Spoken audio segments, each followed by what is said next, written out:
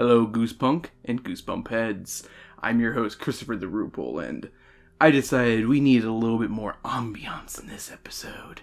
Because today, I'm kind of giving my fan fiction, fan theory, whatever you may call it, about what I think the story for Welcome to Dead House. Happy Holidays from Dead House would have been. But before we get in there, confession time, I actually had another idea for this video where I would talk about the history and all that other stuff. I had recorded it. I had it almost fully edited and everything. And then I realized, holy crud, someone had made this video already and done an amazing job with this idea. If you haven't seen it yet, it's right here for you to look at. You're a Goosebumps fan. You've probably already seen this video. It's from Kid Leaves Stoop. I just barely found this video today and this guy's content, so don't mind me when I don't remember someone's name. I'm terrible with names until I actually follow them a little bit more. Hey. Wait, did I follow them back? Or follow them? Oh god. Ambience light, tell me. But no, sorry, I had to readjust myself. But on today's episode, I kind of, I originally did want to talk about kind of the history of it and all that stuff, but watch that video instead. It's a lot better, it really is. And, yeah, so I guess I'm just going to talk about kind of what may have been the story. There has actually been a lot of different people's ideas about this story. There's a fanfiction.net. Someone actually wrote a whole, a couple, I think 12 chapters worth of their own idea of what the book would have been. It's their own fanfiction. I haven't finished it myself. I kind of just browsed through and I was like, interesting idea. The main concept is that the original family, the Benson family, accidentally burned down their old house and are forced out of it during the holidays because Josh, wanted, some roasted chestnuts, I believe. I don't know beyond that part. I didn't read too far in because I didn't want it to kind of sour my own take of it. I'll probably read it afterwards because, it's kind of like the what's it called? My fighting video where I didn't want to get my stuff mixed with Bro Yeah Nice's, Nicole, whatever we call each other. I don't know. What we call, what I don't want it to get kind of in mine for hers or for theirs, technically. I don't know who this person is who wrote the Happy Holidays. Happy Holidays. Also, hey, I don't have Monster Energy this time. I have water because it's the middle of summer and I decided to be stupid and try to wear my awesome orange and black coat that I love. Or shirt, jacket thing. I don't know what you'd call this. Why is it rolled up there? Trying to make myself more marketable, I guess. I don't know. No, that's not it at all. I thought, oh, hey, I'm talking about a holiday wintertime story. Let's bundle up and be warm. I'm wearing shorts under this. But I digress. Another kind of theory I read online was on the actual Wikipedia page saying, oh, it was going to be a prequel book about Ray Thurston's family arriving at the titular Dead House during the holidays, and we find out what happens to him and his family. Spoiler, they become the undead. If that's really what it was supposed to be, personally, I feel like that would have been a little too samey for my taste. Like, it would have felt a little too much like the original. You have kids moving into a house and then being like, oh, we're in a new house, so wow, whatever. Oh, wow. Oh no, undead. Ah, is that Christmas tree alive? Oh no. Or, I mean, they could have been, from the cover of the book, which, hey, look at it right there. It's pretty cool. And I can't believe I shot a whole video and I even reviewed that book cover. You know what? Can we drop just the clip of me reviewing the cover right here? A door strewn with lights and a wreath for the holidays is slightly ajar, revealing a glowing entryway with a mysterious yellow gas. The wreath on the door has a skeletal-like face with 2 red ornaments representing cold, angry eyes. Bells hang low on the wreath And along with the mail slot, makes the wreath's face look like it's screaming at you. Thanks. Thank you, Editor Rupel. I don't want that video to go complete waste. I worked pretty decently on it. I just felt that I didn't do as good of a job as this other person, and yeah. So that was just me being a little like, ugh, if I can't have it, no one can. Oh well, he already had it, so I can't have it. So whatever. Nah, I'm just but no. Now I kind of want to talk a little bit. But at the end of the video, I originally had my idea for what I wanted for Welcome or Happy Holidays from Dead House. And what I personally want it to be is a story that happens way back in the past, where it's even before they become undead. I'm talking, I want the factory yellow gas incident to be the what is the main plot of the book, or at least the main, that'll probably be the ending, obviously. We just have kids being like, we're children, doing their things. It's like, hey, school's out for winter. And then they, have holiday shenanigans. And maybe, some of their parents are like, hey, stay out of that factory. It just closed down because there was an accident. And, the kids go inside the factory. And, old man Jenkins, who owns the place, the evil tycoon, is like, what are you doing in my factory? And, he tells the story of what happened, and they're like, oh, man, he's lying. There's no, what would have happened would be, there are actual undead that he's holding within the place, the undead of the world, who are, bloodthirsty at this point because they don't have control of themselves. Classic Salem's Lot style kind of story of, oh, we made this kid into a vampire. Now the kid's making other people into vampires, and we're getting a slow-growing population of vampires. Holy shnikes, what have we done? If you haven't read Salem's Lot, that's a good book. That actually might be my favorite Stephen King book. Very underappreciated. Probably because he decided to go vampires for his second big book. Hey, I like it. I like it, a vampire. But I digress. So maybe the kids are like, that's not true. And then the person who owns the factory is like, get out. I'm just trying to protect you. And then the kids return that night and they open the door and it's just filled with the yellow gas and these creepy, I was about to call them the creeps. It's no, that's a different book, Chris. No, that's not what we're going off of here.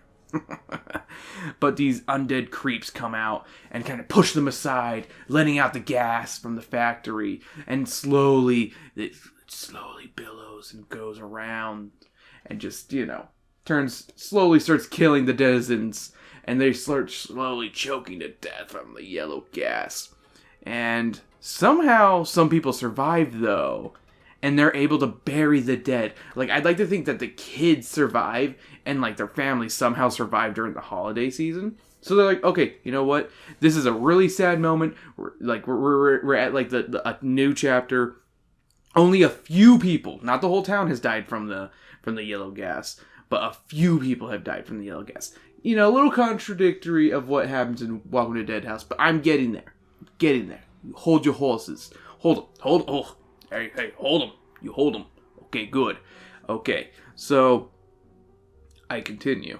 So, they're attending the funeral of their friends and their family, family members who may have passed on. So that's how you get some, that's how you'll get some of the gravestone people, I can't remember who the oldest person is in the book. I mean, Karen Somerset was in 72, if I remember correctly, and she moved into that house. She was the first, as far as we know, her and her family were the first people, as far as we know.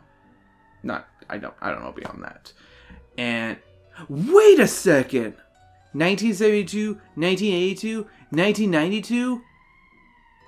Is it every 10 years? Maybe that'd be an interesting idea right there. Just every 10 years they need fresh blood. That would also kind of take care of the whole overpopulation problem, and also would be more interesting of an idea. Just every 10 years they need to get people in there. Oh man! But then you got Count Dawes, who just barely moved there. And oh god, I mean, he never said that he lived in their house. But then again, he's probably not gonna snitch on himself. He's not gonna be like, I lived in your house. Oh man, I just don't even know. Don't even know. I guess I have to look at everyone else's gravestones, and I don't have the book right next to me, and I can't keep this ambient light on me forever. This flashlight that's clearly pointing up at me. It's not a flashlight, it's a lamp. I have a lamp under me. Oh, I just ruined the light source, didn't I? It's different now. Well, whatever. Well, God, do I have a fun, cool ending for this one? Yes, I do, because this is only halfway point of the book. Dun, dun, dun. The people have died from the yellow gas. And, so, they're trying their best to enjoy their holiday. Some kids are celebrating Hanukkah, but our main kid's going to be like a Christmas kid. Maybe, they can be a Hanukkah kid. They'll be a Hanukkah kid, because it is Happy Holidays from Dead House. Why can't it be a Hanukkah kid? Alright, so we're going to have Hanukkah kid here. And they're just, they're trying to enjoy their night of Hanukkah, and you know what? We're going to have one of those days where, because this does happen, where Hanukkah happens on the same week as Christmas. We're going to have like that one where like, we'll have to look up calendar dates for this. But if we have a Hanukkah that lands like the last night of Hanukkah, that lands on the day of Christmas, ooh, that'd be a cool one there. Let's have a double-sided one. Actually, has that happened? That's happened before, right? I don't know Hanukkah. I apologize. I'm terrible. I don't know it. It's not me. I'm a Christmas guy. Ho ho ho. Who woulda know? Ho ho ho. Who woulda know? But I digress on that. So we're gonna be on the Christmas night, the last night of Hanukkah, and the main kid. I'm gonna name them George. Yeah. George and his sister, not Margaret. I'm reading Stay Out of the Basement, don't mind me. George and, someone's dog went crazy out there. Susan. George and Susie are just, they're celebrating their last night of Hanukkah, and wouldn't you know it, they hear a knock at the door, and it's their friend who had passed away during the yellow gas incident, being like, can I come in? And they're like, you died? How'd this happen? And like, he just, like, they let the kid in, and like, he slowly walks in. He's covered in dirt. It looks like he just pulled himself out of the grave. And they're gonna be like, did you get buried alive? What is this? What happened? What's going on? Did you, like, 1-inch punch your way out of the coffin like Kill Bill? Hey. And he'll be like, yeah, I got out eventually. And like, you'll see like a little bit, like, they notice that he's like coughing a little bit, little puffs of yellow gas come out of his breath. Like the last lingering bit of it is still in his system. And he's like, I want to show you guys something. And they'll be like, yeah. Hey, they're filled with grief. They lost their good friend here. You know what? This would have been the friend they would have taken with them to the factory. There we go. Bam. Bingo, bingo, bongo, done. And he's like, he takes them to the factory, and that's where like all the other undead are. And they're like, what's going on? These are all the people who died during the incident. And he's like, I know. We just wanted you to join us. And they surround him, and it ends in that. Like, it ends on that.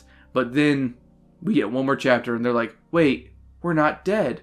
What happened? Wait, why do we feel this way? Why is our head so light? And we get into the perspective of an undead now in a Goosebumps book.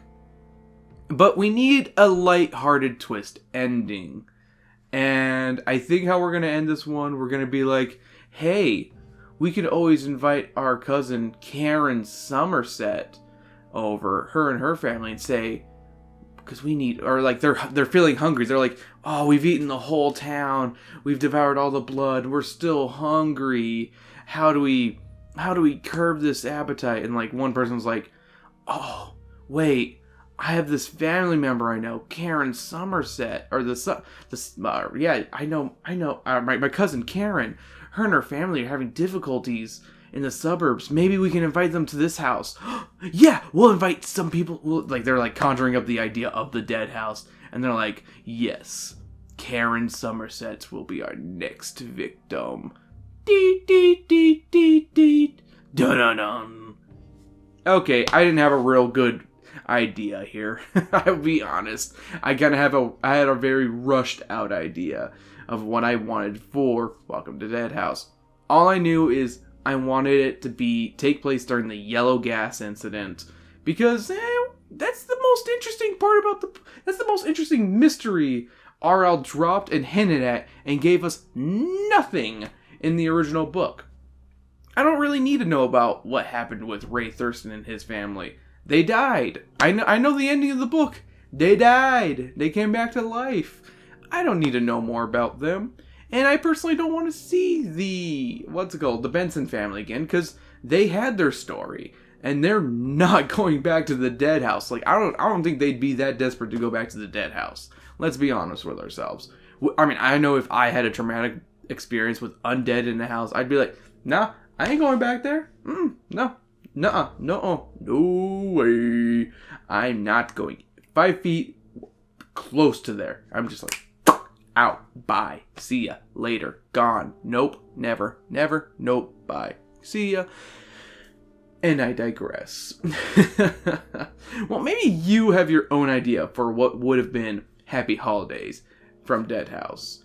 And I'd like to see what you think the story would have been. Maybe you think, oh, you know what would be a cool idea? Maybe it is about Ray Thurston's family, but you know what? Maybe it's a twist ending and they didn't actually die, but then the real twist is they were dead all along. Ooh. You know, yeah, no, that's an RL, that's a Goosebumps right there I just wrote. You thought he survived, but he was dead all along. Oh, that is a Goosebumps book right there. Man, I don't know where I got that one from, but alright. Well, thank you for joining me this week. Hey, like, subscribe, leave a comment down below. All that stuff really does help. I think I'm going to keep with the ambience here. I might, let's get some black curtains up in here and kind of make this look a little spookier. Maybe have a real campfire right in front of me inside my house. Yeah, fire time. But, no, legitimately, I am curious about what you think Happy Holidays from the Dead House are. Because, for what it's worth, Slappy New Year, the other book from the Goosebumps Gold series that this was supposed to be from, the title was used again. We don't know whether the story was, but I have a feeling that R.L. Stine, like a lot of authors, probably has a trunk of stories and different things that he's like, yes, I'll go ahead and use that one now. Slappy New Year. That's funny. I think that's very funny. And then, I believe he has admitted that, is it Return of the Haunted Mask? Don't quote me on that. I don't think that's the title. But one of the later books, I think it's from Horrorland, is actually what the Haunted Mask Lives would have been. So, hey, neat. He did use it again. Will we ever get a Happy Holidays from Dead House? I don't think we will. I think RL was kind of pushed into that one from, HarperCollins. And was just like, I think they wanted to try to do a beat for beat, hey, let's make more stuff based around the universe and just get the kids excited for these books again. Let's be like, hey, they love Slappy, let's put another Slappy. Hey, they love Haunted Mask, let's do another Haunted Mask book. Stuff like that. And hey, maybe that's what the Horrorland books and stuff like that were kind of maybe where they were going to be, because the Goosebumps Gold series was supposed to last for 13 books, and no one knows the titles of the other ones, so who knows. Well, thank you again. I kept going there. I always keep going even after I say I'm done. I guess I'm never done. I really am. Well, hey, if you want to keep hearing my beautiful voice, make sure to follow my podcast. Speaking of which, we go over young adult books on Drunken Book Club. We do fun quiz shows on Quizzer and other things like that. But if you want to support me even more, $1 a month on patreon.com/speakingofwhich unlocks all the content. You get a bonus podcast every week. You get episodes of the podcast early. I'd say you get videos early, but that'd be a lie because I don't put videos up early anymore because YouTube's algorithm sucks. Sorry, YouTube. Maybe if you didn't suck so much. But I digress on that. And you know what? I might post the original video I was going to be, have here. Maybe I'll post it on there just as like a bonus content. Be like, hey, lost video. I didn't put this up because someone did it better. Hey. Well, thank you for joining me. I'm taking off this thing because this was a stupid idea. But you know what? Hey, iconic colors, orange and black, are me.